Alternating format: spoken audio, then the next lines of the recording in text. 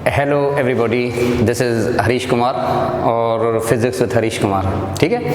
अच्छा, जो last lecture था उसमें हमने सिंपल हार्मोनिक मोशन डिस्कस की। सिंपल हार्मोनिक मोशन के जो मुख्तलिफ पैरामीटर्स होते हैं उनके बारे में डिस्कस किया। ठीक है। अच्छा, टाइम पीरियड क्या होता है, फ्रीक्वेंसी क्या होती है, this is what we have done in the last lecture. Today what we are talking about, इसके और जो पैरामीटर हैं सिंपल हार्मोनिक मोशन के, और भी जो पैरामीटर हैं उसके बारे में हम बात करेंगे। जैसा कि वेलोसिटी है, ठीक है, काइनेटिक एनर्जी है, एसोसिएटेड उनका अपना फोर्स होता है, वर्क डन कितना करता है, मतलब पोटेंशियल एनर्जी उसकी कितनी होती है, और टोटल एनर्जी किस तरह से होगी, ये सारा कुछ आज हम डिस्कस करेंगे। ठीक है। अच्छा, तो हम सबसे पहले पैरामीटर के हिसाब से सबसे पहले हम बात करेंगे velocity of oscillator. Velocity of oscillator, और जो ऑसिलेटर हम डिस्कस करेंगे that would B spring mass oscillator. Spring mass oscillator. कल भी हमने टाइम पीरियड और फ्रीक्वेंसी स्प्रिंग मास ऑसिलेटर की ही डिस्कस की थी लास्ट लेक्चर में। आज भी हम यही बात करेंगे velocity of oscillator, spring mass oscillator की। ठीक है।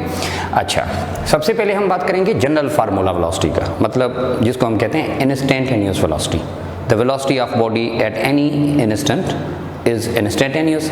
सबसे पहले हम एक जनरल फार्मूला की बात करेंगे, उसके बाद हम बात करेंगे कि ऑसिलेटर जब मूव करता है तो किस तरह से उनकी वेलोसिटी चेंज होती है, लाइक मीन पोजीशन पे क्या होगी, एक्सट्रीम पोजीशन पे क्या होगी, या इसकी मैक्सिमम कहाँ पे होती है, मिनिमम कहाँ पे होती है। ठीक है, ये हम डिस्कस करेंगे।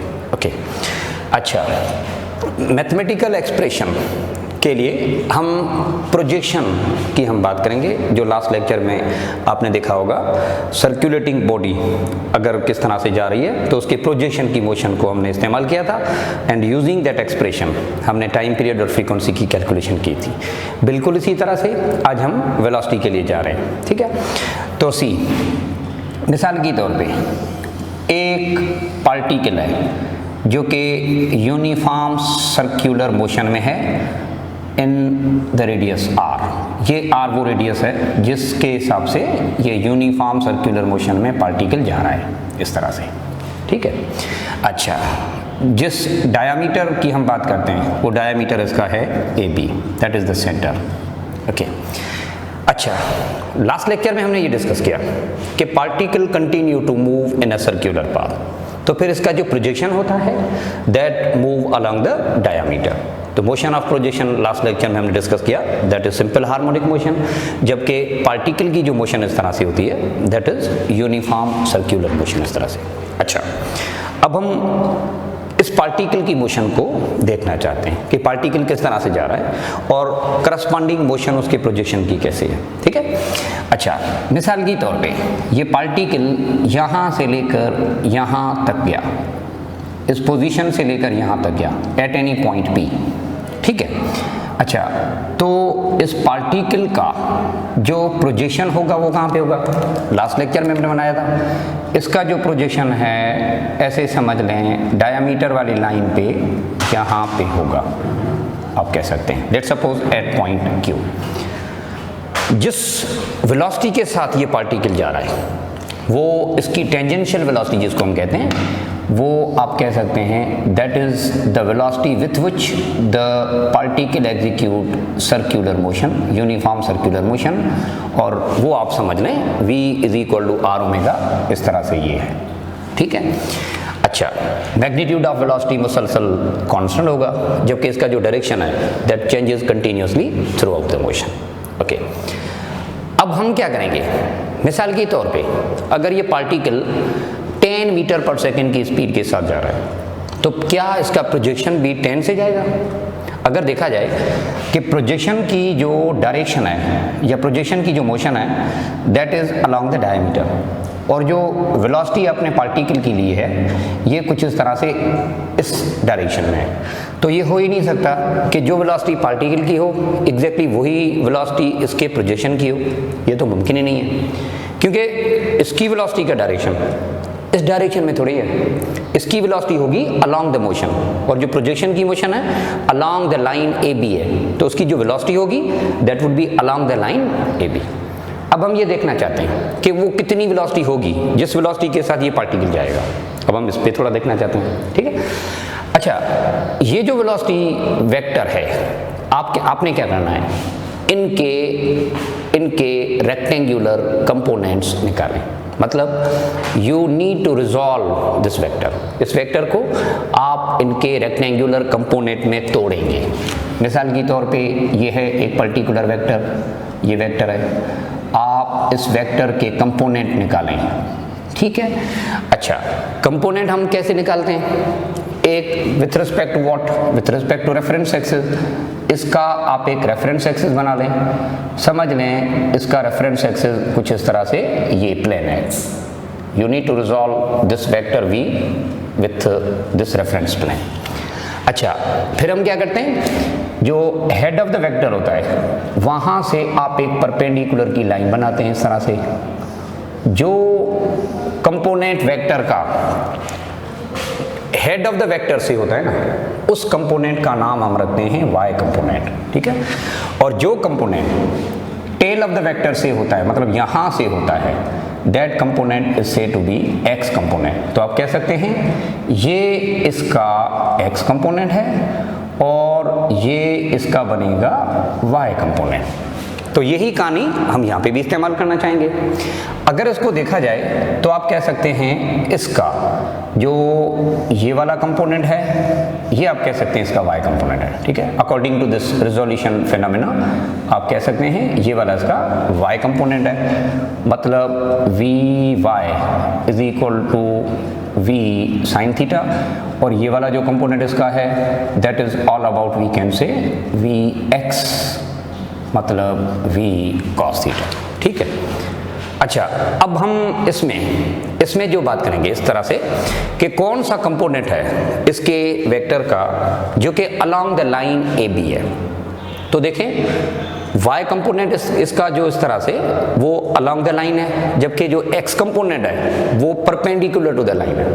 अब हम देखते हैं कि पार्टिकल की वेलोसिटी का कौन सा कंपोनेंट प्रोजेक्शन की वेलोसिटी को शो करता है।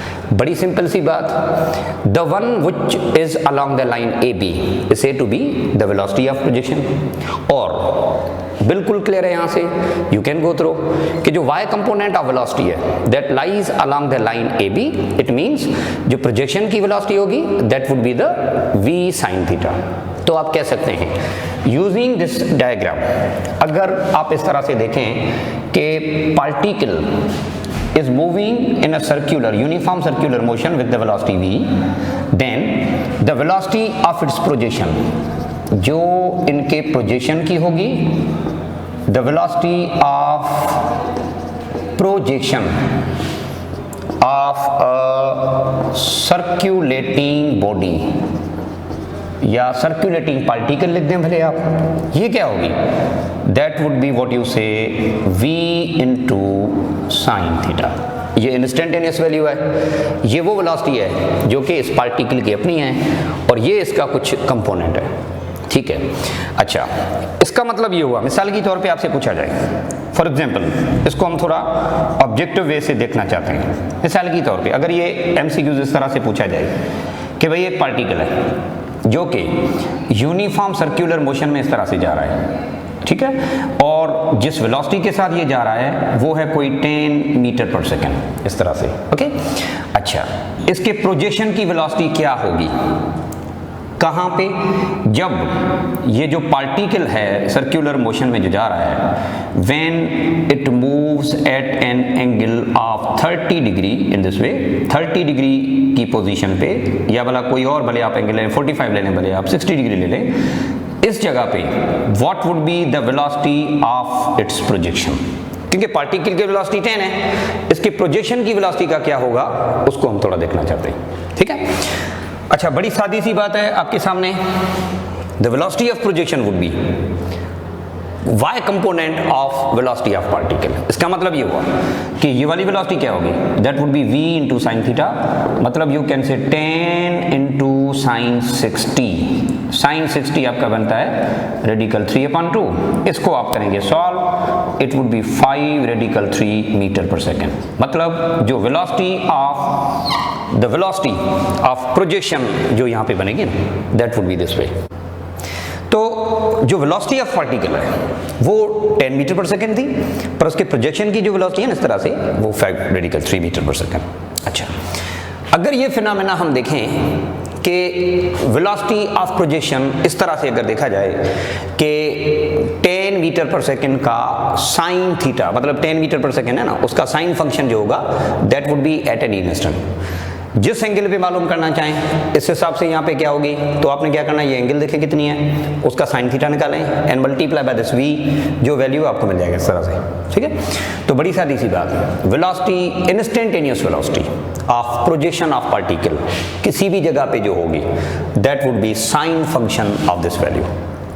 ओके, अच्छा, अब हम इस इक्वेशन को मजीद सॉल्व करेंगे। ठीक है, listen, v is equal to r omega, ये है वेलोसिटी ऑफ पार्टिकल, इस तरह से लिखें, साइन थीटा आपका वही है। ठीक है, अच्छा, रेडियस, यहाँ पे जो आप रेडियस लेते हो ये इस पार्टिकल का रेडियस है जिसमें ये सर्कुलर मोशन में जा रहा है। अगर ऑसिलेटर के हिसाब से देखा जाए तो फिर हम यहाँ पे ये कह सकते हैं कि इसके प्रोजेक्शन के हिसाब से अगर देखा जाए तो ये है इसकी मीन पोजीशन, ये समझ लें एक्सट्रीम पोजीशन एक है, ये इसकी दूसरी एक्सट्रीम है। तो आप कह सकते हैं जो maximum displacement from the mean position होता है इस ऑसिलेटर के लिए, ये समझा जाएगा एम्पलीट्यूड। तो you can say r is equal to x naught. ठीक है, तो this equation can be further solved x not into omega और ये आपका साइन थीटा। अच्छा, जब ये एक्सट्रीम पोजीशन पे था तो it was at the displacement of x not, मतलब एम्पलीट्यूड पे था। लेकिन जब ये क्यू पोजीशन पे आया है तो इसकी सेपरेशन जो है ना फ्रॉम द सेंटर या फ्रॉम द मीन पोजीशन, वो एम्पलीट्यूड थोड़ी है, एम्पलीट्यूड तो यहाँ पे था। यहाँ पे क्या होगी, यहाँ पे एक इंस्टेंटेनियस डिस्प्लेसमेंट आप कुछ और ले लें, समझ लें ये एक्स है इस तरह से, तो फ्रॉम ओ टू क्यू जो डिस्प्लेसमेंट है ये एक्स है, पर फ्रॉम ओ टू ए जो डिस्प्लेसमेंट है दैट इज द एम्पलीट्यूड, क्योंकि एक्सट्रीम पोजीशन पे था। अभी तो ये इस तरह मीन पोजीशन की तरफ आ रहा है। अच्छा, now you need to use this triangle. इस ट्रायंगल को देखें, triangle, right angle triangle POQ। इस ट्रायंगल में हम कुछ ट्रिग्नोमेट्रिक प्रॉपर्टीज यूज करेंगे and using those trigonometric properties हम इस वेलोसिटी को मजीद सॉल्व करेंगे। ठीक है, अच्छा, अगर इस ट्रायंगल को देखा जाए तो इस ट्रायंगल में आपके पास बेस मौजूद है from O to Q, that is x।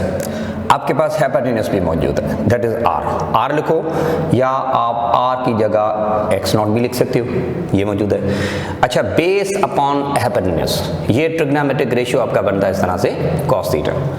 अच्छा, तो यहाँ पे हमने लिखा है साइन थीटा, मतलब जो साइन थीटा आया था, आप सब इस साइन थीटा को इन टर्म्स ऑफ कोसाइन लिख सकते हो by using this basic expression of trigonometric expression, sine square theta cos square theta is equal to 1। तो साइन स्क्वायर थीटा इस तरह से बनेगा, it means sine theta can be square root of 1 minus cos square theta. ठीक है, अच्छा, इस sine theta को हम रिप्लेस करेंगे इसकी वैल्यू से, then this equation can be x not into radical 1 minus cos square theta. अब आप क्या करें, इस ट्रायंगल में ये वाला जो ट्रायंगल है, ये वाला जो ट्रायंगल है, in right angle triangle POQ, आप cos थीटा की बात करें कि cos थीटा किस तरह से बनेगा, cos theta is all about base upon hypotenuse. Base यहाँ पे बनेगा O से लेकर Q तक, हाइपोटेन्यूज आपका बनेगा O से लेकर P तक। तो cosine theta can be expressed in this way कि x अपॉन x नॉट, इस तरह से। ठीक है, तो you need to substitute value of cos theta in this expression, तो ये बनेगा कोई x नॉट आपका वही है 1 minus x upon x not वही है, इसका स्क्वायर करें। अच्छा, now this equation must can be solve further in this वे, ये भी स्क्वायर करें इस तरह से, have an LCM for this one, इसकी एलसीएम ले लें आप इस तरह से। इस इक्वेशन को मज़ीद हम सॉल्व करेंगे तो फिर आपको वेलोसिटी मिलेगी। अब देखिए, यही expression this can be solve further in this way कि ये आपका x not square minus x square वही है, डिनोमिनेटर का अलग से आप रेडिकल दे दें इस तरह से, न्यूमरेटर और डिनोमिनेटर का अलग से आप दे दें इस तरह से। अच्छा, ये इस तरह से कैंसिल होंगे, आप इस इक्वेशन को मज़ीद सॉल्व करें, x not into x not square minus x square इस तरह से डिवाइडेड बाय एक्स, ये आपका एक्स नॉट इस तरह से कैंसिल होगा।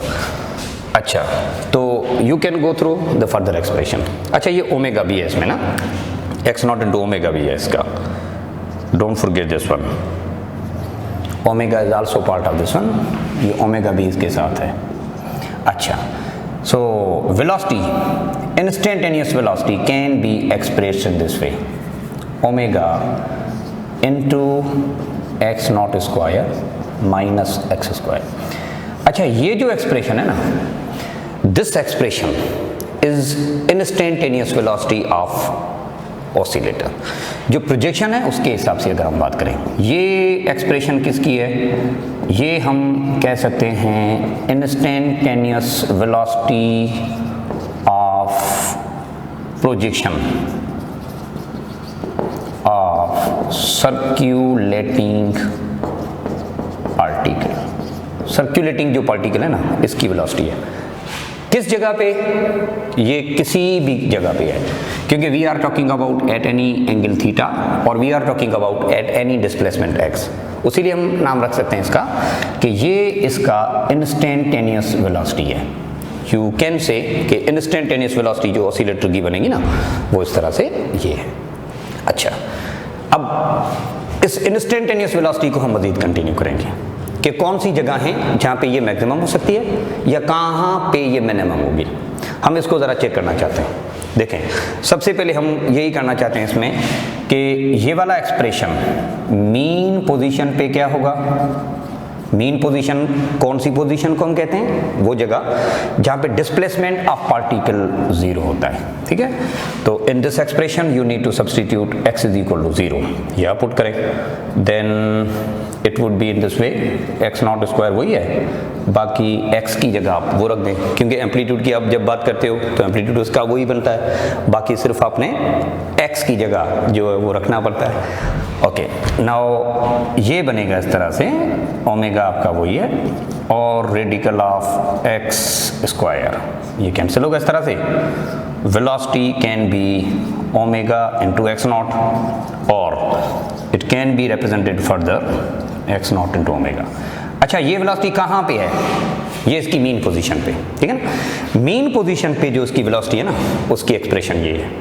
अब इसको हम क्या लेंगे, मतलब मिनिमम लेंगे कि मैक्सिमम लेंगे, इस तरह से इसको भी हम थोड़ा देख लेते हैं, पर लेट मी चेक कि एक्सट्रीम पे क्या होगी, उसके बाद हम दोबारा से इसको देखना चाहते हैं। ठीक है, अच्छा, यही एक्सप्रेशन एक्सट्रीम पोजीशन पे क्या होगी, ज़रा इसको हम देखना चाहते हैं। जैसे हमने मीन पे कैलकुलेशन की ना, बिल्कुल उसी तरह से एक्सट्रीम पोजीशन पे इसकी वेलोसिटी का भला क्या होगा। तो बड़ी सादी सी बात, एक्सट्रीम पोजीशन हम किसको कहते हैं, वो जगह जहाँ पे डिस्प्लेसमेंट ऑफ पार्टिकल मैक्सिमम होता है। ठीक है ना, एम्पलीट्यूड जिसका हम नाम देते हैं, इस एम्पलीट्यूड के हिसाब से इसकी वेलोसिटी क्या होगी, अब हम इसको देखना चाहते हैं। तो लिसन, इस एक्सप्रेशन में जहाँ पे भी x नॉट x है ना, वहाँ पे आप x नॉट रखते हैं, मतलब x is equal to x naught आप इस इक्वेशन में पुट करें।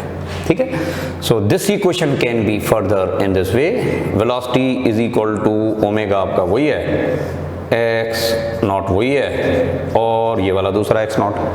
अच्छा, ये आपस में कैंसिल होंगे इस तरह से, v is equal to omega into 0, तो velocity is said to be 0, ये होगी 0 वेलोसिटी। यहाँ पे कितनी थी और यहाँ पे क्या है, अब हम आते हैं इसमें। देखें भाई, जैसे ये पार्टिकल इस तरह से मूव कर रहा है तो उसका प्रोजेक्शन तो यूँ आ रहा है ना। देखने वाली यहाँ पे ये बात है कि एक्सट्रीम पोजीशन पे वेलोसिटी 0 है और जैसे ये इस तरफ आएगा तो मीन पोजीशन पे इसकी वेलोसिटी मैक्सिमम है अकॉर्डिंग टू दीज एक्सप्रेशंस। यहाँ पे आप कह सकते हैं कि वेलोसिटी मैक्सिमम है और यहाँ पे आप कह सकते हैं कि वेलोसिटी मिनिमम है। अच्छा, इस ऑसिलेटर को हम थोड़ा प्रैक्टिकल एग्जाम्पल के हिसाब से देखना चाहते हैं। मसलन आप सिंपल पेंडुलम की बात करें, ठीक है। अच्छा, सिंपल पेंडुलम इस तरह से ऑसिलेट करता है। अब इसमें देखें तो ये पड़ेगा इसमें दें कि भाई एक्सट्रीम पोजीशन पे जो वेलोसिटी ऑफ ऑसिलेटर होती है, हम पेंडुलम की बात करें अगर, इसको आगे हम देखते भी हैं कि 0 होती है वेलोसिटी, और मीन पोजीशन पे इस ऑसिलेटर की वेलोसिटी मैक्सिमम होगी। बिल्कुल इसी तरह से कि ये पेंडुलम जब जाता है ना इस तरह से ड्यूरिंग मोशन, तो मीन पोजीशन पे, ओरिजिनल पोजीशन पे, इक्विलिब्रियम पोजीशन से बड़ा तेज ये गुजरता है इस तरह से। अच्छा, पर एक्सट्रीम पोजीशन पे इनकी वेलोसिटी 0 है, मतलब थोड़ी देर के लिए आप समझ सकते हैं this is said to be in the rest, वहां पे कोई रेस्ट में रहेगा नहीं क्योंकि रीस्टोरिंग फोर्स उसको दोबारा से वापस लाएगा।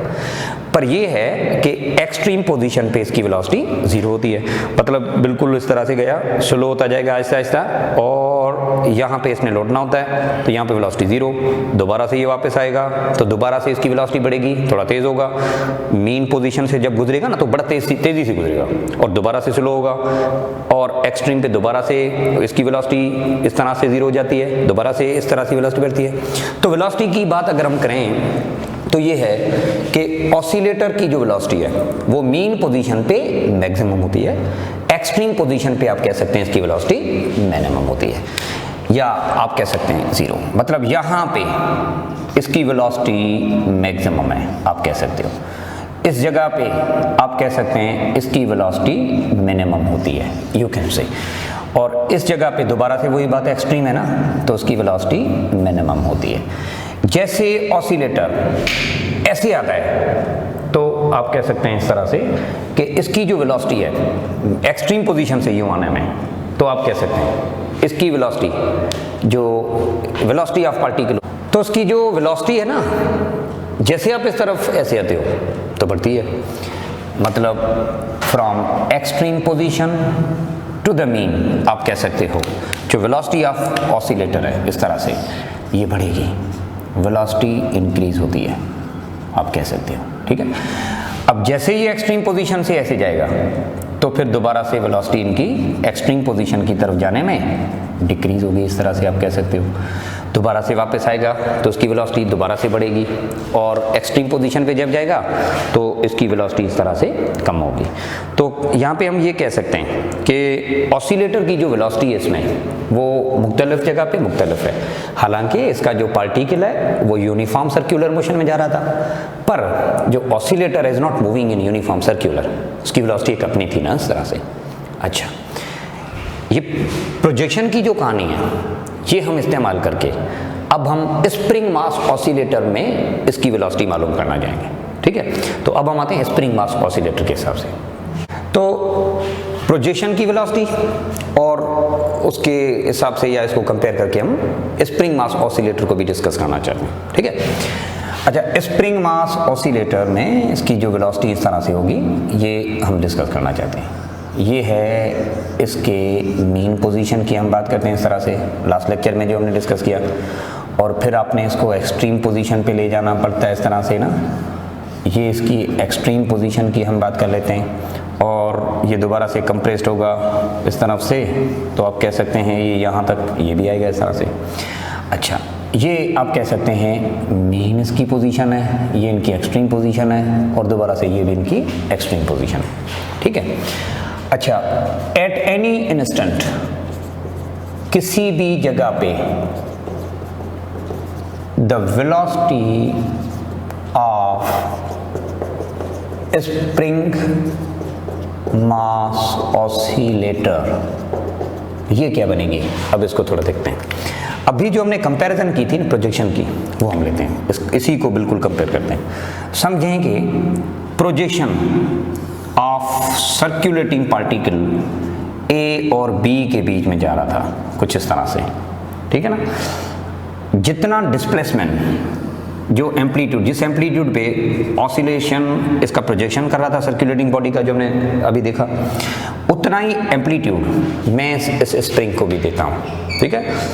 The motion are observe simultaneous, अगर आप ये साइमल्टेनियसली ऑब्जर्व करोगे तो बिल्कुल आप कह सकते हो कि ये साइमल्टेनियसली ही मूव करेंगे, कुछ इस तरह से कि सर्कुलेटिंग जो पार्टिकल है वो इस तरह से गोल घूमेगा, उसका जो प्रोजेक्शन है वो इस तरह से ऐसे आएगा, पर जो स्प्रिंग मास ऑसिलेटर है वो उसके प्रोजेक्शन के मुताबिक आएगा। तो यूँ आप कह सकते हैं कि motion of spring mass oscillator और motion of projection of circulating body simultaneous हैं। अगर साइमल्टेनियस हैं तो बिल्कुल आप कह सकते हैं इनके जो वेलोसिटी कंपोनेंट हैं वो भी एक जैसे होंगे। अच्छा, अब यही वेलोसिटी की एक्सप्रेशन जो आपने डिस्कस की थी थोड़ी देर पहले, यही हम यहाँ पे भी इस्तेमाल करना चाहेंगे। तो देखें ज़रा, वेलोसिटी एट एनी इंस्टेंट दोनों की बराबर होगी, किसकी? प्रोजेक्शन की और स्प्रिंग मास ऑसिलेटर की। तो आप इसको इस तरह से लिख सकते हैं x not omega into x not square radical में और माइनस एक्स स्क्वायर, ये आप लिख सकते हैं, क्योंकि प्रोजेक्शन और spring mass oscillator simultaneous move करेंगे ना। अगर ये साइमल्टेनियस मूव करेंगे तो इनकी जो वेलोसिटी है वो भी आपस में इक्वल होगी, या आप कह सकते हैं बराबर होगी। तो एक्सप्रेशन कैन बी में। अच्छा, लास्ट लेक्चर में आपने ओमेगा के हिसाब से बात की थी, angular frequency of spring mass oscillator. Yesterday we have done omega जो यहाँ पे बनेगी that was all about plus minus radical की अपन है। जो लास्ट लेक्चर था उसमें हमने टाइम पीरियड फ्रीक्वेंसी की डेरिवेशन में एंगुलर स्पीड मतलब ओमेगा की बात हमने की थी। This expression can be used in this way. तो आप यहाँ पे ये इस्तेमाल करें, रेडिकल में किया पाने। Now instantaneous velocity can be k upon m, आपका वही है, और इस तरह से x not square minus x square. ये this is the general formula of instantaneous velocity of spring mass oscillator. Derivation की अगर हम बात करें तो उस तरह से बनेगी। कैसी डेरिवेशन इसकी हुई? सर्कुलेटिंग बॉडी के प्रोजेक्शन की वेलोसिटी हमने मालूम की, और फिर जो एम्पलीट्यूड जो SHM आप प्रोजेक्शन की मालूम करते हो या प्रोजेक्शन की देते हो, उसी को नज़र में रखकर उतना एम्पलीट्यूड देकर हमने स्प्रिंग मास ऑसिलेटर भी रखा, और हमने इन दोनों को साइमल्टेनियस ऑब्जर्वेशन की तो पता चला कि both are said to be moving with the same velocity. तो expression of that instantaneous velocity को हमने इस्तेमाल किया, एंड यूजिंग दैट एक्सप्रेशन आप instantaneous velocity of spring mass oscillator भी मालूम कर सकते हैं। ठीक है। अच्छा, ये है जनरल फार्मूला। कहाँ पे? बिल्कुल आप कह सकते हैं eight any instant x. General हम बात करते हैं कि ये एक्सप्रेशन जो है ना, ये मीन पे नहीं है, ये एक्सप्रेशन कोई एक्सट्रीम पे नहीं है। हमने एक जनरल बात करी है कि this is the general formula of instantaneous velocity over here. किस जगह पे? एट एनी पॉइंट, क्योंकि ये वो वेलोसिटी थी जो आपने थोड़ी देर पहले प्रोजेक्शन की लिखी थी। प्रोजेक्शन की भी एट एनी डिस्प्लेसमेंट एक्स थी। यहाँ पे स्प्रिंग की अगर हम बात करें तो eight any displacement x instantaneous velocity है। अब हम ये देखना चाहते हैं कि वेलोसिटी स्प्रिंग मास ऑसिलेटर की मीन पे क्या होगी, एक्सट्रीम पे क्या होगी। ठीक है, तो बड़ी सादी सी बात, मीन पोजीशन पे डिस्प्लेसमेंट आपका क्या होता है? ज़ीरो। आप कह सकते हैं this velocity can be expressed in this way, k upon m आपका वही है, रेडिकल में एक्स नॉट स्क्वायर वही है, ये ज़ीरो रखते हैं इस तरह से।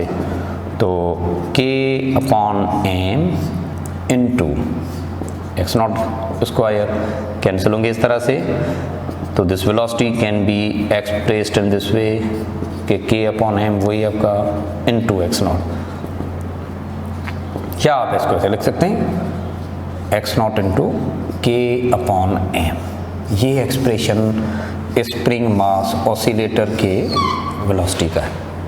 अच्छा, मीन पे मैक्सिमम है, मिनिमम है, इसको हम देखते हैं। बिल्कुल इसी तरह से एक्सट्रीम पोजीशन पे भला क्या होगा इसका? अगर इनके एक्सट्रीम पोजीशन के हिसाब से देखा जाए, जहाँ पे डिस्प्लेसमेंट ऑफ पार्टिकल मैक्सिमम होता है, तो आप वहाँ पे भी मालूम कर सकते हैं ये। अच्छा, एक्सट्रीम पोजीशन पे आप एक्सप्रेशन को ज़रा देखें। Velocity is equal to k upon m, इसका वही है, और एक्स नॉट इसका वही है, x is equal to x not, ये आपस में कैंसिल होंगे इस तरह से। Then velocity can be in this way, radical में k upon m into zero, velocity is said to be zero. अब देखें ज़रा, वेलोसिटी यहाँ पे ज़ीरो है।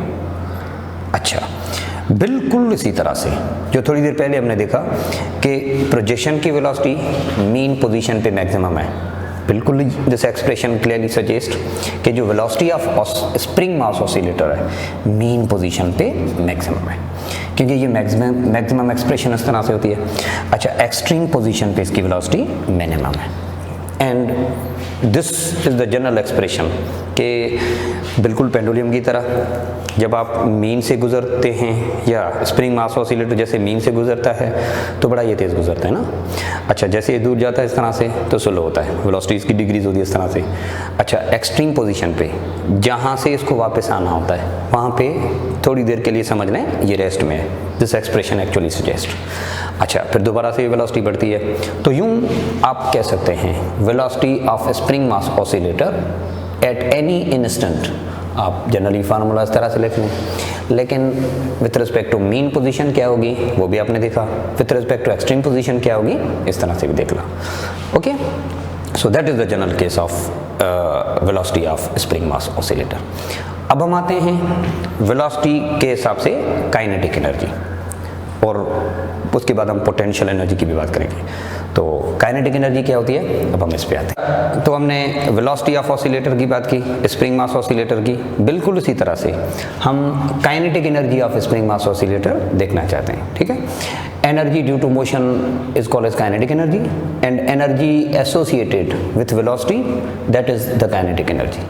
अच्छा, अभी हमने देखा कि इंस्टेंटेनियस वेलोसिटी जो है स्प्रिंग मास ऑसिलेटर की इंस्टेंटेनियस वेलोसिटी इस तरह से होती है, v is equal to omega radical x not square x square, या फिर आपने लिखा अभी थोड़ी देर पहले instantaneous velocity is equal to k upon m x not square minus x square. अच्छा, ये इसकी इंस्टेंटेनियस वेलोसिटी, इसी को इस्तेमाल करके हम काइनेटिक एनर्जी पे आते हैं। ठीक है, अच्छा, general expression of kinetic energy that is half m v square. ठीक है, ये है जनरल फार्मूला, मतलब इसी एक्सप्रेशन में हम इंस्टेंटेनियस वेलोसिटी की एक्सप्रेशन पुट करेंगे तो आपको इंस्टेंटेनियस काइनेटिक एनर्जी मिलेगी। Eight any instant the value of kinetic energy can be calculated. अगर आप मीन पोजीशन की वेलोसिटी मालूम करें, यहाँ पे रखें, तो फिर आपको मीन पोजीशन की काइनेटिक एनर्जी मिलेगी। बिल्कुल इसी तरह से सबसे पहले हम ये देखना चाहते हैं कि इसकी इंस्टेंटेनियस काइनेटिक एनर्जी कितनी है। अच्छा, you need to put value of v in this expression for kinetic energy. So here we go, half m into v square, radical में k अपॉन m, इन दोनों को एक ही स्क्वायर रूट में आप लिख दें, x not square minus x square. ठीक है, अच्छा, v स्क्वायर, अब देखें ये स्क्वायर रूट और होल स्क्वायर ये आपस में कैंसिल होंगे, m इसके साथ भी कैंसिल हो जाएगा। अच्छा, तो काइनेटिक एनर्जी में आप ये वेलोसिटी की वैल्यू पुट करें, अब देखें ये कितना से बनेगा, 1/2 यही बना, k आपका वही है, x not square minus x square यही बनेगा। तो आप कह सकते हैं instantaneous value of kinetic energy of spring mass oscillator इस तरह से ये बनेगा। ठीक है, ये इंस्टेंटेनियस वैल्यू है क्योंकि हमने वेलोसिटी इंस्टेंटेनियस वाली ही इस्तेमाल की ना, तो काइनेटिक एनर्जी इस तरह से आप कह सकते हैं इंस्टेंटेनियस है। अच्छा, इंटरेस्टिंग टू नो कि kinetic energy of spring mass oscillator is independent of mass, mass पे डिपेंड नहीं करता। अच्छा, जनरल एक्सप्रेशन में देखा जाए तो यहाँ पे तो मास में मौजूद है, फिर ये कैसे नहीं डिपेंड करता। देखें भाई, अगर आप यहाँ से मास डबल करोगे, ठीक है, अगर आप मास डबल करोगे तो जो वेलोसिटी है उसमें देखें, वेलोसिटी इंस्टेंटेनियस वेलोसिटी के एक्सप्रेशन में स्प्रिंग मास ऑसिलेटर के inversely proportional to the mass है, स्क्वायर रूट से इनवर्स है। फिर आप इसका स्क्वायर रूट से देखेंगे तो ये सीधा साधा सिंपली इनवर्सली इस तरह से मास पे आ रहा है, तो जितना बढ़ाएंगे उतना ही मास आप कह सकते हैं यहाँ पे इनवर्स में भी है। तो in turn you can say kinetic energy of spring mass oscillator mass पे डिपेंड नहीं करता। अच्छा, अब हम ये देखना चाहते हैं कि काइनेटिक एनर्जी इसकी मीन पोजीशन पे कितनी होती है, एक्सट्रीम पोजीशन पे कितनी होती है, बिल्कुल उसी तरह से जिस तरह से आपने वेलोसिटी की बात की। ठीक है, अच्छा, तो देखते हैं, सबसे पहले हम बात करेंगे कि मीन पोजीशन पे जो velocity of spring mass oscillator है वो कितनी है। अच्छा अब देखें, जहाँ पे भी डिस्प्लेसमेंट x है वो आप 0 रखते हैं इस तरह से, तो kinetic energy can be expressed 1/2k x02 वही आपका ये 0। अच्छा, kinetic energy is 1/k x02 इस तरह से यही मिलेगा। अच्छा, ये आपको काइनेटिक एनर्जी किस जगह की मिली, मेन पोजीशन की। यही एक्सप्रेशन इस्तेमाल करें और एक्सट्रीम पोजीशन की हम बात करना चाहते हैं कि भाई एक्सट्रीम पोजीशन पे काइनेटिक एनर्जी कितनी होगी। तो अब देखें, इसी एक्सप्रेशन में 1/2k x0 वही है, x की जगह x0 रखें। अब ये हो जाएंगे आपस में कैंसिल, देन काइनेटिक एनर्जी से टू बी 0। मेन पोजीशन पे देखा कि काइनेटिक एनर्जी इस तरह से है, और एक्सट्रीम पोजीशन पे अगर देखें तो काइनेटिक एनर्जी इस तरह से। अच्छा, this is the minimum value of kinetic energy and here we go the maximum. तो आप कह सकते हैं kinetic energy of spring mass oscillator mean position पे मैक्सिमम है और एक्सट्रीम पोजीशन पे उसकी 0 है। हमने थोड़ी देर पहले भी बात की थी कि जैसे स्प्रिंग मास ऑसिलेटर या कोई भी ऑसिलेटर ले लें, या पेंडुलम की जो एग्जांपल आपने ली थी, मेन पोजीशन पे जैसे गुजरता है तो वहाँ पे वेलोसिटी उसकी मैक्सिमम होती है, तो फिर उसकी काइनेटिक एनर्जी मैक्सिमम होगी। और जैसे आप यूँ इस तरह से जाते हो दूर तो वेलोसिटी इसकी कम होगी, तो यूँ आप कह सकते हैं काइनेटिक एनर्जी भी कम होगी।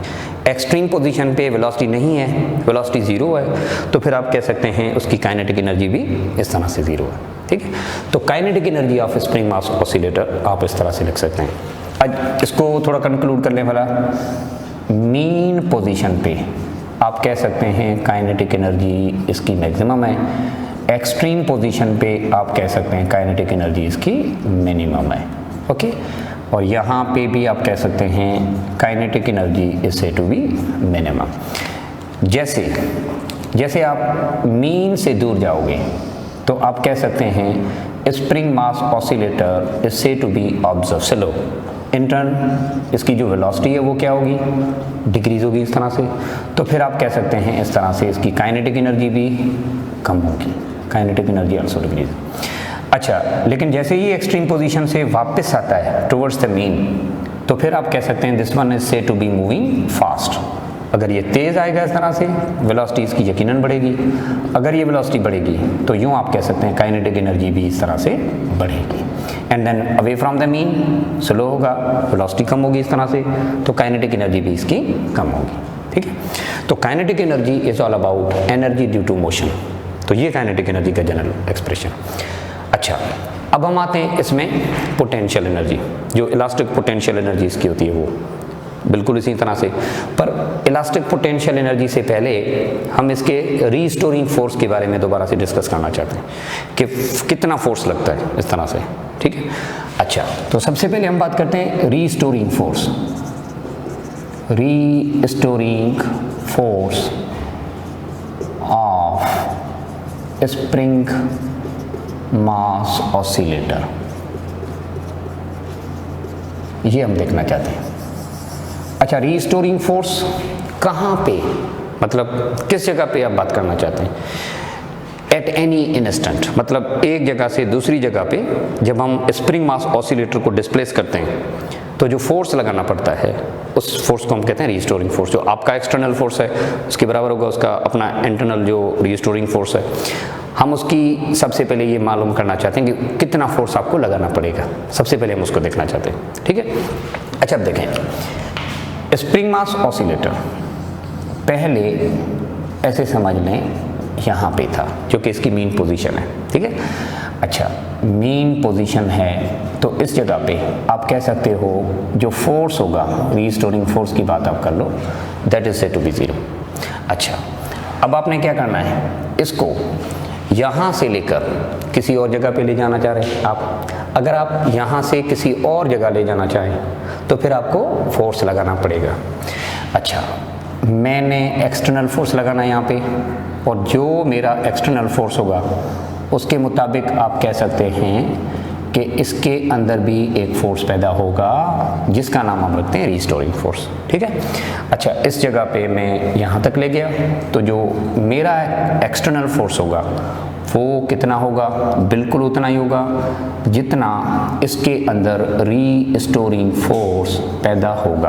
आप कह सकते हैं एक्सटर्नल फोर्स यहाँ पे जो आपको ज़रूरत पड़ेगी that would be F is equal to minus KX। अच्छा, अंडर द इलास्टिक लिमिट आप इसको स्ट्रेच करो। अगर आप इसको मज़ीद आगे ले जाना चाहें तो फिर यहाँ पे आपको एक और फोर्स लगाना पड़ेगा, ठीक है। वो फोर्स इस F2 जितना, जिसका नाम हम अभी रखते हैं इस जगह का F2 जितना नहीं होगा, वो कुछ और होगा। फिर आप और आगे ले जाना चाहें अंडर द इलास्टिक लिमिट तो आपको मुख्तलिफ फोर्स लगाना पड़ेगा, ठीक।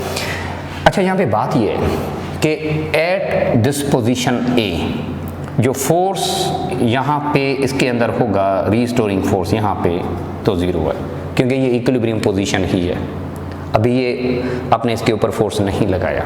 लेकिन इस जगह पे let's suppose this is the position B, यहाँ पे जो फोर्स आपने अप्लाई किया इसको डिस्प्लेस करने के लिए F is equal to minus KX F2। फिर और आगे जाएं तो उसके मुताबिक होगा। अब सवाल ये है कि यहाँ से लेकर यहाँ तक फिर और आगे क्या हमें एक जितना फोर्स लगाना पड़ेगा? मतलब जो फोर्स मैंने यहाँ पे लगाया 5 न्यूटन फॉर एग्जांपल, इनिशियली शुरू की अगर हम बात करें तो 5 न्यूटन फोर्स वाज नीडेड। अच्छा, थोड़ा हम आगे लेके गए, वहाँ पे मैंने 8 न्यूटन का फोर्स लगाना पड़ा। क्या 5 का 5 या 8 न्यूटन हर जगह पे लगेगा? सवाल ये है। तो उसका बड़ा सादा रीज़न है कि इस तरह नहीं होता, ठीक है, क्योंकि इसकी जो इलास्टिसिटी है ना वो पॉइंट टू पॉइंट आप सिंपली कह सकते हैं मुख्तलिफ होती है। मतलब जो रीस्टोरिंग की प्रॉपर्टी है इसकी वो हर जगह पे मुख्तलिफ होती है। तो हर जगह पे आपको अलग से फोर्स लगाना पड़ेगा अगर आप इसको डिस्प्लेस करना चाहते हो तो। अच्छा, A पे फोर्स ये था, B पे फोर्स ये था। क्वेश्चन इज दैट A से लेकर B तक इस इंटरवल में मैंने कितना फोर्स लगाना पड़ेगा यहाँ तक, क्योंकि ये पोजीशन A का है ना, ये B का है ना, इस जगह का है ना। What about the force needed to displace the body from A to B? A से B तक फोर्स कितना चाहिए होगा? वो F is equal to minus KX ये वाला नहीं होगा, वो कुछ और होगा। वो हम कैसे मालूम करेंगे? हम क्या करेंगे, अब इन दोनों का एवरेज निकालेंगे। जो एवरेज वैल्यू इनकी आएगी ना वो वही होगी जो कि आपको A से B तक डिस्प्लेस करने में फोर्स लगाना पड़ा, ठीक है। अच्छा, तो सबसे पहले हम यहाँ पे ये बात करेंगे कि एवरेज वैल्यू ऑफ फोर्स कितनी बनेगी। यहाँ पे average force, restoring force between 2 points, और जो पॉइंट्स हमने अभी सपोज किए हैं वो कौन सी हैं? एक है मेन पोजीशन, समझ लें पोजीशन A, पॉइंट A। दूसरा आपने जो लिया है वो कौन सा? Point B, another position at the displacement X। अच्छा, A से B, बिटवीन 2 पॉइंट A से B तक मैंने जो फोर्स लगाना पड़ेगा that would be the average value. तो आप कह सकते हैं average force is equal to F1 plus F2 upon 2। तो यूँ आप कह सकते हैं average force is equal to 0 और minus KX upon 2। In this way average is equal to minus KX upon 2। अच्छा, ये वो फोर्स है जो आपको चाहिए होता है from A to B। At A नहीं है ये वाला, ना ही B तक है, मतलब B पोजीशन पे नहीं है ये वाला, ये A पोजीशन का भी नहीं है। फिर ये कहाँ का है? A से B, मतलब A से B के बीच में जो जब आप डिस्प्लेस कर रहे थे उस वक्त आपको जो एवरेज वैल्यू चाहिए होता है ना उसकी जनरल एक्सप्रेशन हम इस तरह से लेंगे, ठीक है। तो एवरेज रीस्टोरिंग फोर्स जो स्प्रिंग मास ऑसिलेटर का होता है वो इस तरह से ये लेते हैं। अच्छा, भला B से C हम थोड़ा आगे लेके गए, ठीक है, तो फिर वहाँ पे जो C, यहाँ पे कोई और फोर्स होगा। फॉर एग्जांपल यहाँ तक आप लेके गए ना उसको। अच्छा, यहाँ तक जो फोर्स होगा अपना F3 होगा। क्वेश्चन इज दैट B से C तक कितना फोर्स चाहिए होगा? तो फिर हम ये बात करेंगे कि B और C दोनों का हम एवरेज निकालेंगे। फिर आगे जाएं तो यूँ आप कह सकते हैं कि एक जगह पे फोर्स तो simply F is equal to minus k x जो है, लेकिन एक से दूसरी जगह के बीच में जो फोर्स आपको चाहिए होता है इन ऑर्डर टू डिस्प्लेस, वो कितना होता है?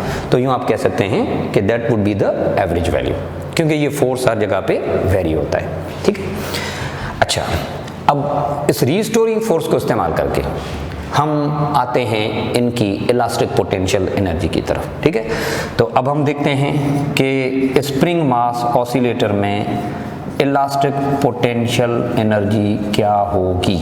अब हम ये देखना चाहते हैं, यही कहानी इस्तेमाल हम करके यहाँ पे देखेंगे। ठीक है, अच्छा, मैं वही बात यहाँ पे रिपीट करूँगा कि स्प्रिंग मास ऑसिलेटर जब यहाँ पे पड़ा था ना मीन पोजीशन पे एट पोजीशन ए, तो वो तो इसकी अपनी इक्विलिब्रियम पोजीशन है, अगर छोड़ देंगे तो वो वहीं पे पड़ा रहेगा, खुद ना कंप्रेस होगा और ना ही आप सिंपली कह सकते हैं ये स्ट्रेच होगा।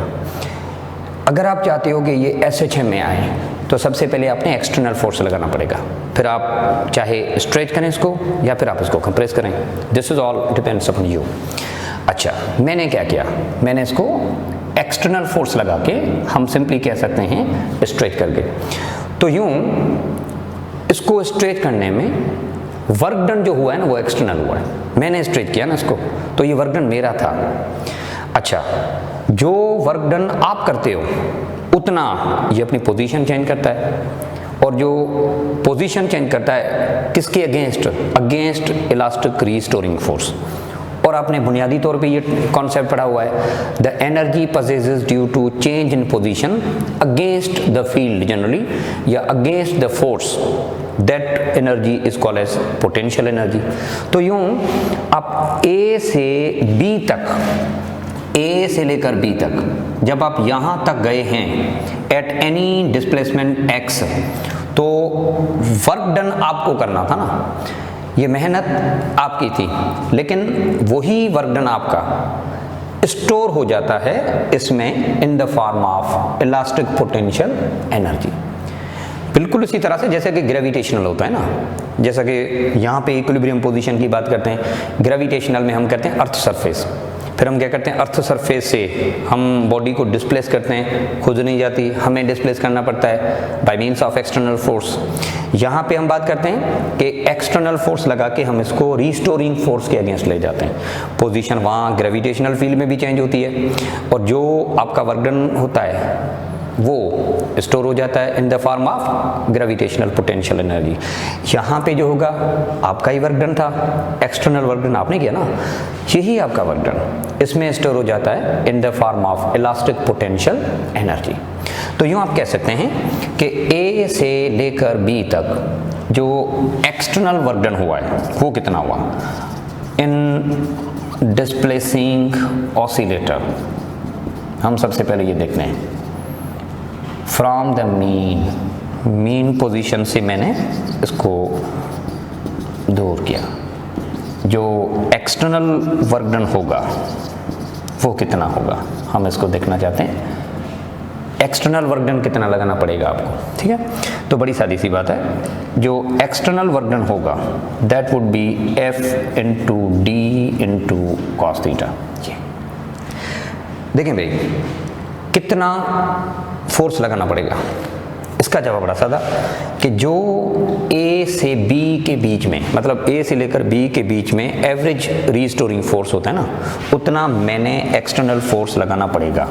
तो जो वर्क डन होगा ना इसका, ये वर्क डन है, तो जो वर्क डन होगा इसका उसके मुताबिक होगा। एक्सटर्नल फोर्स की वैल्यू कितनी होगी, एग्जैक्टली वही होगी जो कि एवरेज वैल्यू A और B के बीच में है। अच्छा, आप इसको डिस्प्लेस करते जाओ, ये in the same direction move करता जाएगा। तो जो एक्सटर्नल वर्क डन है ना वो पॉजिटिव है, क्योंकि फोर्स और डिस्प्लेसमेंट आपस में पैरेलल हैं। जिस डायरेक्शन में फोर्स लगाओगे उसी डायरेक्शन में ये डिस्प्लेस होगा। तो फोर्स और डिस्प्लेसमेंट के बीच में जो एंगल बनती है यहाँ पे, that is said to be zero. ये थीटा जो यहाँ पे बनेगा ना वो जीरो, क्योंकि डिस्प्लेसमेंट और जो एक्सटर्नल फोर्स हैं ये आपस में इस तरह से पैरेलल है। तो this expression can be written in this way कि एफ वही आपका डिस्प्लेसमेंट यहाँ पे जो कवर होता है उसको हम लिखते हैं इन टर्म्स ऑफ एक्स, वही आपका एक्स, कॉस 0 आपका यहाँ पे 1 होता है। तो यूँ आप कह सकते हैं ये एक्सटर्नल वर्क डन आपने किया, ठीक है। अच्छा, यही वर्क डन जो आप करते हो यही स्टोर हो जाता है इन the form of potential energy, in the form of elastic potential energy, ठीक है। अच्छा, एक्सटर्नल वर्क डन कितना चाहिए जो कि एवरेज है। इस एक्सप्रेशन को ज़रा देखें, external work done is equal to the value of external force is equal to average value of restoring force between A and B. Restoring force आपका टुवर्ड्स द मीन होता है, इसलिए अपने यहाँ पे नेगेटिव लिखा था in according with Hooke's law, पर यहाँ पे हम इसको इन टर्म्स ऑफ मैग्नीट्यूड आप इसको भले पॉजिटिव ले लें, एक्स के एक्स अपॉन 2 इंटू एक्स। आप इस इक्वेशन को अगर देखें तो जो एक्सटर्नल वर्क डन होगा दैट वुड बी 1/2 इंटू के एक्स स्क्वायर, ये बनेगा। अच्छा, ये वो वर्क डन है जो आपको चाहिए होता है इन the form of potential energy. ये वो वर्क डन है जो आपने किया ऑसिलेटर को डिस्प्लेस करने के लिए, जो आपने वर्क डन किया वो ये है, मेहनत आपकी थी, वर्क डन आपका था। अच्छा, आप इसको बी तक ले गए, वहाँ पे आपने इसको रख दिया तो इतनी एनर्जी उसमें स्टोर हो जाएगी। एग्जैक्टली इसी तरह से आप इसको थोड़ा और दूर ले जाएं तो फिर यूँ होगा कि मज़ीद आप उसमें वर्क डन स्टोर होगा, क्योंकि आपने इसके ऊपर एक्सटर्नल वर्क डन अभी किया है ना, तो वर्क डन इस तरह से उसमें स्टोर हो जाता है, ठीक है। अच्छा, यही वर्क डन, यही जो वर्क डन आपने किया ना, यही वर्क डन एक्सटर्नल वर्क आप यहाँ पे कह सकते हो, इन external work done in moving oscillator, ये स्टोर हो जाता है एज इलास्टिक पोटेंशियल एनर्जी, ठीक है ना। यही आप कह सकते हैं एक्सटर्नल वर्क डन जो आपने किया ना, यही स्टोर हो जाता है इन the form of potential energy. और इसकी पोटेंशियल एनर्जी हम यू से भी शो कर सकते हैं, आप इसको पहले इस तरह से लिख दें। तो जो पोटेंशियल एनर्जी यहाँ पे बनेगी एक्सटर्नल वर्क डन के हिसाब से अगर लिखा जाए ना, तो potential energy of spring mass oscillator 1/2 के इंटू एक्स स्क्वायर, इस तरह से ये है, ठीक है। Elastic potential energy is equal to half k x square. जो मैक्सिमम इनकी होती है वो कहाँ पे होगी, या इनके जो मिनिमम वैल्यू वो कहाँ पे होगा वो भी हम देखते हैं। पर ये जो जनरल एक्सप्रेशन है ये है एट एनी इंस्टेंट। कौन सा इंस्टेंट? ए से लेकर बी तक, मतलब बी तक, बी पे, बी वाली जगह पे जो इसमें पोटेंशियल एनर्जी होगी वो ये होगी। सो that is the simple concept of potential energy.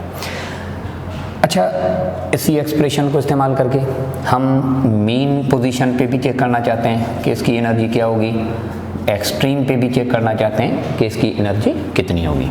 Now listen, mean position मतलब डिस्प्लेसमेंट ऑफ पार्टिकल जहाँ पे 0 हो, तो आप कह सकते हैं पोटेंशियल एनर्जी इज 1/2 के इंटू एक्स स्क्वायर। एक्स भले आप 0 रख दें, हाफ इंटू 0, तो आप कह सकते हैं potential energy is said to be 0 here. Potential energy of spring mass oscillator इस तरह से ये होती है, ठीक है। अच्छा, बिल्कुल इसी तरह से एक्सट्रीम पोजीशन पे क्या होगा वो भी आप देख सकते हो। अच्छा, एक्सट्रीम पोजीशन की अगर हम बात करें ना, तो एक्सट्रीम पोजीशन पे इसकी पोटेंशियल एनर्जी क्या होगी।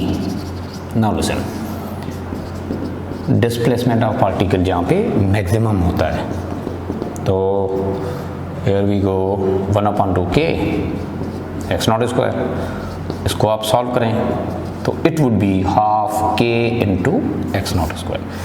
अच्छा, this is the general expression of potential energy at the extreme. ये पोटेंशियल एनर्जी कहाँ पे है? मेन पे। ये पोटेंशियल कहाँ पे है? एक्सट्रीम पे। अच्छा, थोड़ा और इसको ले जाना आगे, तो आपको ज़्यादा मज़ीद वर्क डन करना पड़ेगा, आपका वर्क डन उसके मुताबिक ज़्यादा होगा। तो यूँ आप कह सकते हैं इसकी जो पोटेंशियल एनर्जी है उसमें और भी ज़्यादा होगी। तो यूँ काइनेटिक एनर्जी मीन पोजीशन पे मैक्सिमम थी, और जैसे आप आगे जाते हैं तो उसमें पोटेंशियल एनर्जी गेन होती है, क्योंकि वर्क डन आप करते हो इस तरह से। तो यूँ आप कह सकते हैं एनर्जी इसमें स्टोर होती है, ठीक है। अच्छा, काइनेटिक एनर्जी होगी इसकी, पोटेंशियल एनर्जी होगी। अब हम ये देखना चाहते हैं कि इनके टोटल एनर्जी का भला क्या है, ठीक है।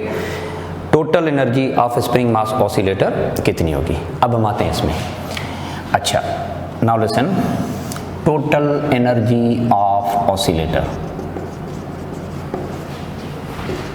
स्प्रिंग मास ऑसिलेटर की टोटल एनर्जी क्या होगी, इसमें हम देखना चाहते हैं, ठीक है। अच्छा, पहले हम बात करेंगे एट एनी इंस्टेंट, किसी भी जगह पे, ठीक है। मीन पोजीशन पे भी हम देखना चाहते हैं, वो फिलहाल नहीं। एक्सट्रीम पे भी हम बात करना चाहते हैं, वो भी नहीं है भाई। एट एनी इंस्टेंट मतलब एट एनी इंस्टेंट, यहाँ पे जो इंस्टेंट है ना वो कोई टाइम में नहीं है, यहाँ पे इंस्टेंट की हम बात करते हैं in terms of displacement. Eight any position, eight any displacement x, what would be the total energy. अच्छा, टोटल एनर्जी मतलब काइनेटिक एनर्जी और पोटेंशियल एनर्जी, हम दोनों एनर्जी की बात करते हैं ना। तो टोटल एनर्जी का मतलब है sum of kinetic energy and potential. अगर आप किसी भी जगह की बात करते हो at instant, at any instant x, किसी भी जगह, मतलब जनरल फार्मूला, तो बड़ी सीधी सी बात है, आप टोटल एनर्जी में काइनेटिक एनर्जी का इंस्टेंटेनियस वैल्यू लिखें, पोटेंशियल एनर्जी का भी इंस्टेंटेनियस वैल्यू लिखें, तो आपको पता चल जाएगा, ठीक है ना। अच्छा, काइनेटिक एनर्जी का इंस्टेंट वैल्यू क्या होगा, ये हमने थोड़ी देर पहले चेक किया था कि दिस वाज 1/2 इंटू के x not square minus x square, ये था। अच्छा, पोटेंशियल का क्या था, वो आपने अभी देखा, 1/2 के इंटू एक्स स्क्वायर। अच्छा, इन दोनों एक्सप्रेशन में 1/2 के ये है कॉमन, इसको कॉमन ले लें। इस ब्रैकेट में बचेगा x not square minus x square, और यहाँ पे बचेगा खाली एक्स स्क्वायर, ये आपस में कैंसिल होंगे। यू कैन से total energy eight any instant is 1/2 into के इंटू एक्स नॉट स्क्वायर, ये आप सिंपली कह सकते हैं। मतलब ये किसी भी जगह पे हम जनरल बात कर रहे हैं। For example at any position B, जो टोटल एनर्जी है ना 15 जूल है, इसका मतलब ये नहीं है कि भाई वो 15 के 15 काइनेटिक है या 15 के 15 पोटेंशियल है। इसका मतलब ये है कि काइनेटिक एनर्जी और पोटेंशियल एनर्जी दोनों का समीशन, ठीक है ना, क्योंकि हम एट एनी इंस्टेंट बात करें तो काइनेटिक एनर्जी भी उसमें होगी, पोटेंशियल भी होगी, दोनों की जो समीशन है ना that would be kind of 15 joule. Okay, now let's check the amount of energy, total energy at mean position. Mean position पे ये देखना चाहते हैं। अच्छा, डोंट फॉरगेट कि मीन पोजीशन पे काइनेटिक एनर्जी मैक्सिमम होती है, थोड़ी देर पहले हमने डिस्कस किया, और मीन पोजीशन पे पोटेंशियल नहीं होती। तो फिर हम यहाँ पे ये कह सकते हैं टोटल एनर्जी जो कि सम ऑफ काइनेटिक और पोटेंशियल दोनों होती है, इसमें आप काइनेटिक एनर्जी मीन पोजीशन वाला वैल्यू रखो जो हमने थोड़ी देर पहले देखा, और वो होती है कोई 1/2 के इंटू एक्स नॉट स्क्वायर। बाकी मीन पोजीशन पे अभी हमने चेक किया था पोटेंशियल नहीं होती, पोटेंशियल 0 होती है। तो फिर आप कह सकते हो 1/2 के x not square. Total energy mean position पे यूँ इस तरह से बनेगी, ठीक है। अच्छा, थर्ड पोजीशन इसमें जो है ना उस पर भी हम बात करना चाहते हैं, जो कि इसकी एक्सट्रीम पोजीशन है। अब हम देखना चाहते हैं कि एक्सट्रीम पोजीशन पे टोटल एनर्जी इसकी कितनी होगी, ठीक है ना।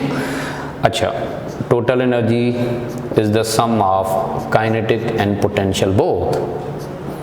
अब देखें ज़रा एक्सट्रीम पोजीशन पे, जो कि जहाँ पे मतलब आप जनरल बात करना चाहते हैं स्प्रिंग मास ऑसिलेटर की जो एम्पलीट्यूड की पोजीशन है, काइनेटिक एनर्जी आप सिंपली कह सकते हैं वहाँ पे नहीं होती, क्योंकि oscillator is said to be in the state of rest. Potential वहाँ पे क्या होती है, मैक्सिमम, क्योंकि मैक्सिमम पोजीशन पे वो है ना, अगेंस्ट रीस्टोरिंग फोर्स वो मैक्सिमम पे है। अगर वो मैक्सिमम पे है तो यूँ आप कह सकते हैं वहाँ पे पोटेंशियल एनर्जी मैक्सिमम होगी, काइनेटिक क्या होगी, जीरो। अच्छा, व्हाट यू से फॉर टोटल, अब हम इसको देखना चाहते हैं कि टोटल उस वक्त क्या होगी, तो ज़रा इसको देखो। अच्छा, काइनेटिक एनर्जी नहीं होगी, एक्सट्रीम पोजीशन पे नहीं होगी, पोटेंशियल होगी। अभी हमने देखा तो ये half k x not square है, दोनों को आपस में आप ऐड करें तो ये बनेगा 1/2 k into x not square. ठीक है, नाउ लेट्स कंक्लूड कि total energy spring mass oscillator की कैसी है। अच्छा, बड़ी सादी सी बात है, जब आप किसी इंस्टेंट पे देख रहे थे, एट एनी इंस्टेंट एक्स, तो टोटल एनर्जी इसकी ये थी। अच्छा, जब आप मीन पे जा रहे थे तो भी इसकी, क्योंकि इन तीनों इक्वेशन को ज़रा कंपेयर करो, देखें ये वाला वैल्यू और ये वाली वैल्यू मीन वाली या फिर एक्सट्रीम वाली, दे ऑल आर से टू बी आइडेंटिकल। अगर ये तीनों के तीनों आइडेंटिकल हैं तो हम यूँ ये कह सकते हैं कि total energy of spring mass oscillator conserved है, मतलब कांस्टेंट है। तो यूँ जो law of conservation of energy है ना, वो यहाँ पे वैलिड है, ठीक है ना, क्योंकि एनर्जी रिमेन सेम। मीन पे सारी की सारी total in the form of kinetic है। अच्छा, एक्सट्रीम पोजीशन पे जो टोटल एनर्जी है वो इन the form of elastic potential है, पर उसका मैग्नीट्यूड वही होगा जो कि जनरली किसी भी जगह पे है। मिसाल के तौर पे किसी भी जगह पे हमने थोड़ी देर पहले देखा कि 15 जूल है, तो वही 15 जूल मीन पोजीशन पे भी होंगे, पर सारे के सारे इन द फॉर्म ऑफ काइनेटिक। वही 15 पोटेंशियल पे भी होंगे, लेकिन सारे के सारे इन द फॉर्म ऑफ पोटेंशियल, मतलब एक्सट्रीम पोजीशन पे अगर देखो तो। अच्छा, तो यूँ आप कह सकते हैं कि law of conservation of energy यहाँ पे वैलिड है। तो हमने बात की कि भाई काइनेटिक एनर्जी क्या होती है इसकी, इनकी पोटेंशियल एनर्जी क्या होती है। अच्छा, अब ये जो मीन से एक्सट्रीम या एक्सट्रीम से मीन, अच्छा तो हम अब देखना चाहते हैं कि इनकी इंटर कन्वर्जन कैसे होती है, ठीक है ना। अच्छा लिसन, मिसाल के तौर पे जो ऑसिलेटर है ना, वो मीन पोजीशन एक्सट्रीम पोजीशन के बीच में इस तरह से मूव करता है। ये है इसकी मीन पोजीशन, ठीक है, और ये है इनकी एक एक्सट्रीम पोजीशन और दूसरी एक्सट्रीम पोजीशन समझ लें इस तरह से ये है, ठीक है ना। डिस्प्लेसमेंट ऑफ पार्टिकल यहाँ पे ज़ीरो है, डिस्प्लेसमेंट ऑफ पार्टिकल यहाँ पे मैक्सिमम और पॉजिटिव है, एम्पलीट्यूड पॉजिटिव, यहाँ पे एम्पलीट्यूड उसका नेगेटिव, ऐसे समझ लें। अच्छा, ये हम इनकी इंटर कन्वर्जन देखना चाहते हैं।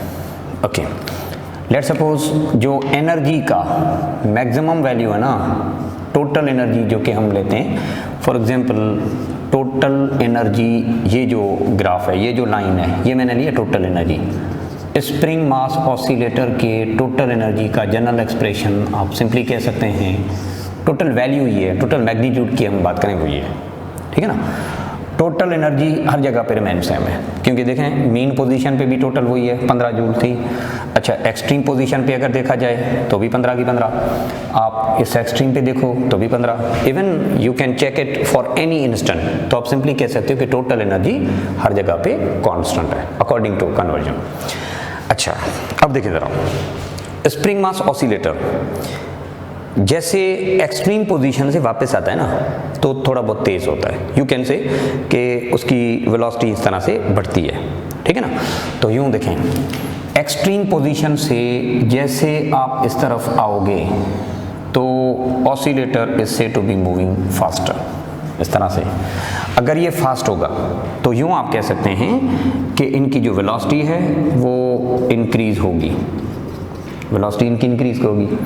अच्छा, तो यूँ इनकी जो काइनेटिक एनर्जी है वो भी इस तरह से इंक्रीज होगी। लेकिन जैसे ये मीन पोजीशन से दूर जाता है एक्सट्रीम की तरफ, तो जो वेलोसिटी इनकी है वो कम होगी, तो यूँ आप कह सकते हैं कि काइनेटिक एनर्जी भी कम होगी, ठीक है। अब ये इंटर कन्वर्जन हम देखना चाहते हैं, हम ये सारी कहानी स्टार्ट करना चाहते हैं एक्सट्रीम पोजीशन पे। भाई देखें, एक्सट्रीम पोजीशन पे टोटल एनर्जी तो हर जगह पे कांस्टेंट थी, पर हमें ये बताएं कि एक्सट्रीम पोजीशन पे टोटल एनर्जी किस सूरत में होती है, मतलब in what form of energy होती है। तो हम यहाँ पे बात करेंगे कि एक्सट्रीम पोजीशन पे total energy in the form of potential होती है, इलास्टिक पोटेंशियल, ठीक है ना, इलास्टिक पोटेंशियल एनर्जी ही होती है, ठीक है। तो देखें यार, यहाँ पे total energy exactly in the form of elastic potential energy ही होती है, ठीक है। अच्छा, और जैसे ये आएगा इस तरफ तो जो डिस्प्लेसमेंट है ना इसका कम होगा। और अभी हमने थोड़ी देर पहले देखा कि जो पोटेंशियल एनर्जी है that is the function of 1/2 k × x², मतलब directly proportional to square of amplitude या स्क्वायर ऑफ डिस्प्लेसमेंट, जनरली हम बात करें। अब जैसे आप इस तरफ आते हैं मीन की तरफ तो displacement from the mean position कम होता जाएगा, तो यूँ आप कह सकते हैं कि पोटेंशियल एनर्जी कम होगी, डिक्रीज होगी, ठीक है। अच्छा, इस जगह पे पोटेंशियल मैक्सिमम है, पर इस जगह पे जो काइनेटिक एनर्जी है ना वो आप कह सकते हैं जीरो है, एक्सट्रीम पोजीशन पे जीरो। अब जैसे ऑसिलेटर आएगा मीन की तरफ तो आप कह सकते हैं डिस्प्लेसमेंट इसका कम होगा, तो पोटेंशियल एनर्जी कम होगी। जो ग्राफ है वो हम इस तरह से लिखते हैं कि इसका जो मैग्नीट्यूड है पोटेंशियल एनर्जी का वो कम होगा। अच्छा, mean time kinetic energy gain होगी, वहाँ पे काइनेटिक नहीं है, पर जैसे ऑसिलेटर इस तरफ आएगा तो वेलोसिटी बढ़ेगी इसकी। अगर ये वेलोसिटी बढ़ेगी तो आप कह सकते हैं काइनेटिक एनर्जी इंक्रीज होगी, increases to the maximum value.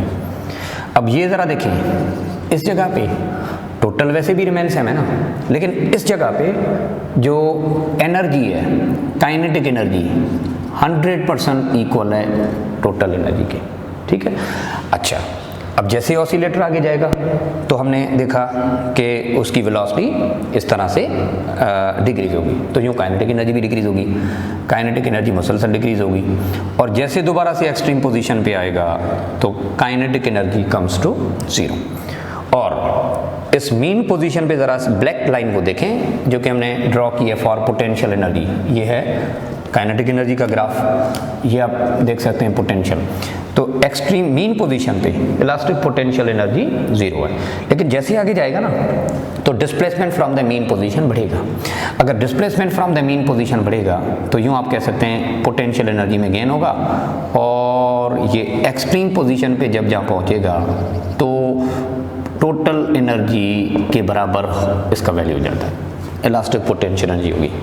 तो ज़रा देखें, जैसे आप ऐसे आते हैं ना मीन की तरफ तो एक एनर्जी में लॉस हो रहा है तो दूसरी में गेन हो रहा है। आप यूँ कह सकते हैं जो इंक्रीज हो रही थी मीन की तरफ आने में that was all about gain, और जो डिक्रीज हो रहा था ना इसमें you can say that is all about loss.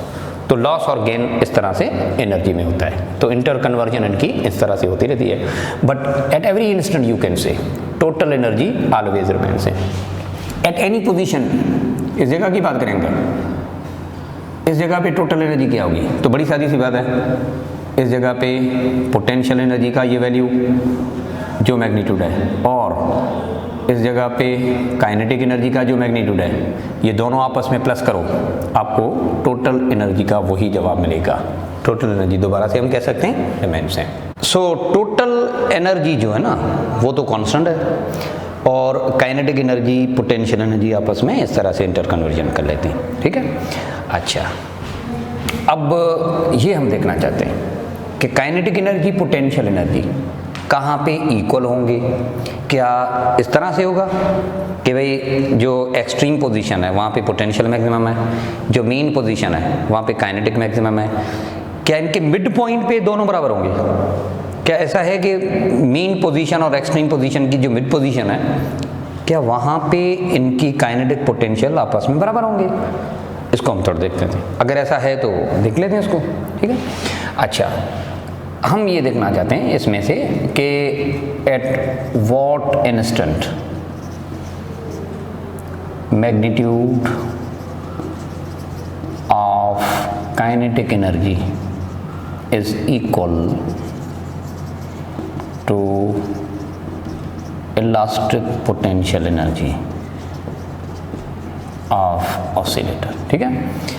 हम ये देखना चाहते हैं कि कहाँ पे काइनेटिक एनर्जी का मैग्नीट्यूड और इलास्टिक पोटेंशियल एनर्जी आपस में बराबर होते हैं instant, not with respect to time. यहाँ पे जो इंस्टेंट की हम बात करते हैं इन टर्म्स ऑफ डिस्प्लेसमेंट, मतलब मीन पोजीशन से कौन सी जगह पे काइनेटिक एनर्जी का मैग्नीट्यूड और पोटेंशियल का मैग्नीट्यूड आपस में इक्वल होता है, ठीक है। अच्छा, तो ज़रा देखें काइनेटिक एनर्जी का वैल्यू और पोटेंशियल एनर्जी का वैल्यू आपस में इक्वल कहाँ पे होता है, जो गिवन कंडीशन है वो ये है। अब आप इसको करेंगे solve.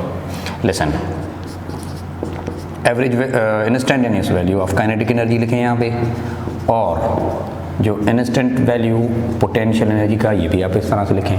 Now go through the solution, आप इसको करें सॉल्व। अच्छा, हाफ के ये तो वैसे भी कैंसिल होगा ना, ये आपस में कैंसिल होगा। अच्छा, यहाँ पे क्या बचेगा, x not square minus x square, और यहाँ पे बचेगा एक्स स्क्वायर।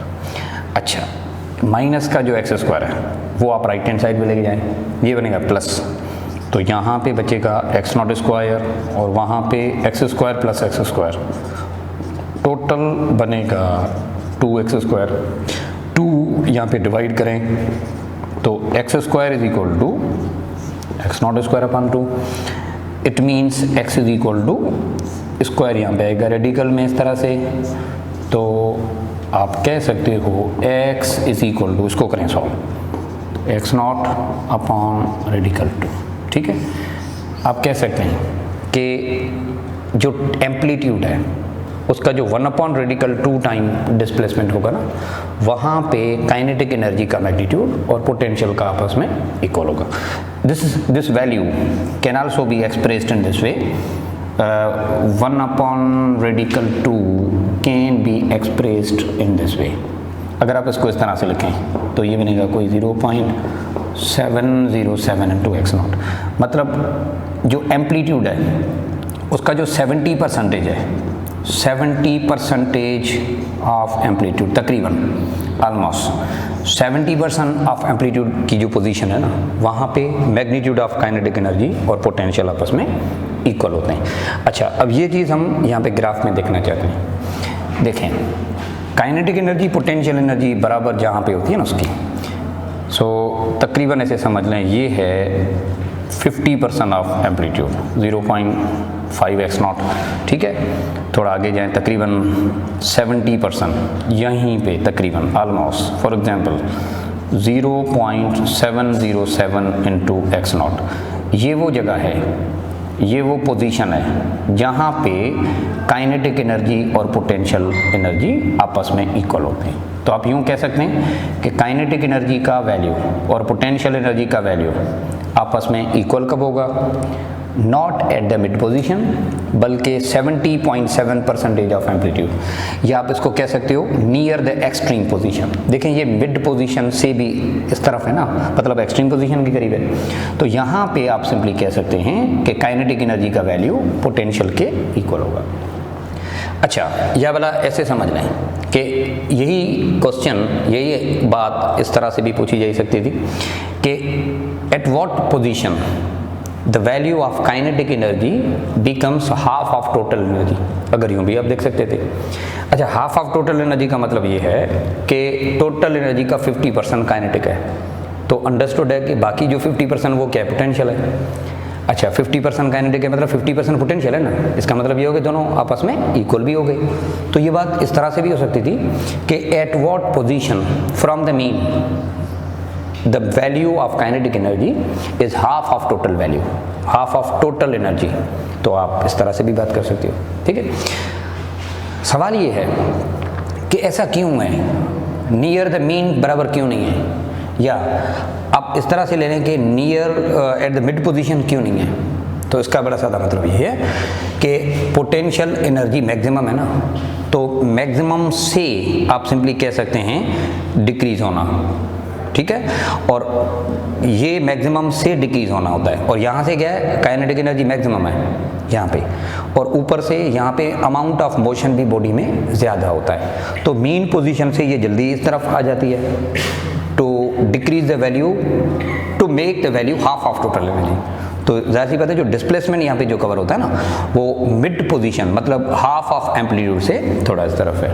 तो यहाँ आप सिंपली कह सकते हैं कि energy always conserve, energy always remain same, और ऑसिलेटर में जो टोटल एनर्जी है उसको इस्तेमाल करके आप काइनेटिक एनर्जी, पोटेंशियल एनर्जी की वेरिएशन भी देख सकते हैं। तो ये है कि सिंपल हार्मोनिक मोशन के स्प्रिंग मास ऑसिलेटर में जो टोटल एनर्जी है और काइनेटिक एनर्जी, पोटेंशियल एनर्जी है वो आप इस तरह से रिलेट करते हैं। तो ये हुआ एक simple concept spring mass oscillator और उसकी kinetic energy plus potential energy. हमने वेलोसिटी की भी बात की, हमने जो उसका रिस्टोरिंग फोर्स होता है उसकी भी बात की, हमने काइनेटिक एनर्जी की भी बात की, हमने पोटेंशियल की भी बात की। ठीक है, स्प्रिंग मास ऑसिलेटर, इनसे जो रिलेटेड एमसीक्यूज हैं हम ये करेंगे कि इसके बाद सिंपल पेंडुलम का लेक्चर होगा, उसके बाद एक हम इंटायरली मुख्तलिफ एक लेक्चर लेंगे जिसमें जितने भी जो मुख्तलिफ आपके लेक्चर हुए थे उन सारे के सारे लेक्चर के एमसीक्यूज भी हम डिस्कस करेंगे। ठीक है, अच्छा, तो दैट्स इट। कमिंग लेक्चर में हम सिंपल हार्मोनिक मोशन का एक और एग्जाम्पल लेंगे जो कि होता है सिंपल पेंडुलम, वो हम नेक्स्ट लेक्चर में डिस्कस करेंगे। ठीक है, तो दैट्स इट। मज़ीद वीडियो के लिए, मतलब नोटिफिकेशन के लिए आप चैनल को सब्सक्राइब कीजिएगा ताकि आपको वो नोटिफिकेशन मिलती रहें और हम इंशाअल्लाह इस तरह से ये चीज़ें कंटिन्यू भी करेंगे। Thank you very much.